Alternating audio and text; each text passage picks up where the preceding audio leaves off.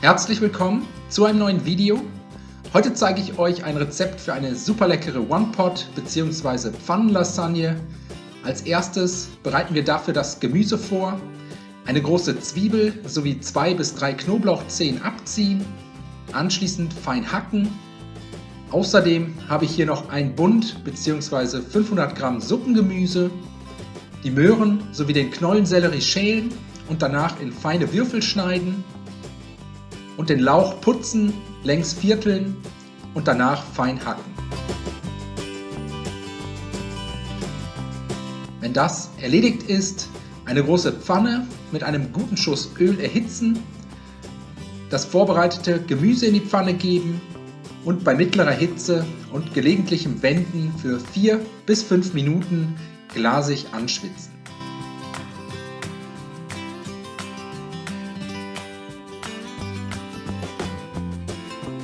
Danach das Gemüse an den Pfannenrand schieben, dann kommt das Hackfleisch dazu, insgesamt 750 Gramm, halb Rind, halb Schwein und jetzt für weitere 4 bis 5 Minuten unter gelegentlichem Wenden krümelig anbraten.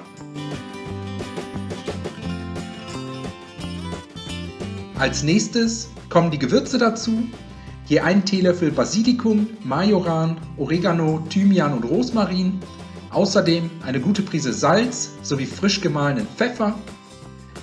Die Gewürze kurz unterrühren und danach kommt noch ein gehäufter Esslöffel Tomatenmark dazu. Das Tomatenmark ebenfalls unterrühren, kurz mit anrösten und dann alles mit 250 ml Gemüse- oder Fleischfond ablöschen. Außerdem 500 ml passierte Tomaten dazu gießen. Das Ganze einmal gut umrühren, zum Köcheln bringen und dann können wir auch schon die Lasagneplatten dazugeben. Insgesamt 200 Gramm, ca. 10 Platten. Einfach mit den Händen in Stücke brechen und in die Soße geben. Die Nudeln zum Schluss noch etwas verteilen, damit alle Nudelplatten gut mit Soße bedeckt sind und das Ganze anschließend für 15 bis 20 Minuten bei niedriger Hitze und geschlossenem Deckel köcheln lassen, bis die Nudelplatten gar sind. Zwischendurch die Lasagnepfanne immer mal wieder umrühren und nach ca. 15 Minuten den Deckel abnehmen.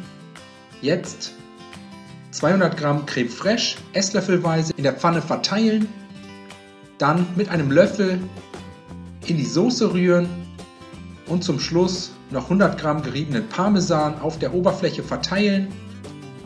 Und so kommt die Pfanne jetzt noch mal kurz etwa 6 bis 7 Minuten in den vorgeheizten Backofen bei 200 Grad Grillfunktion oder Ober- und Unterhitze, bis der Käse geschmolzen ist und eine goldbraune Farbe angenommen hat.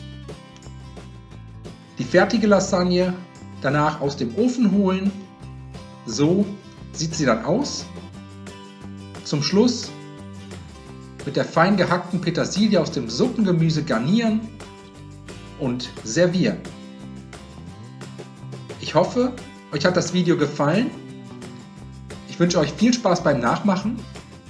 Bis zum nächsten Mal.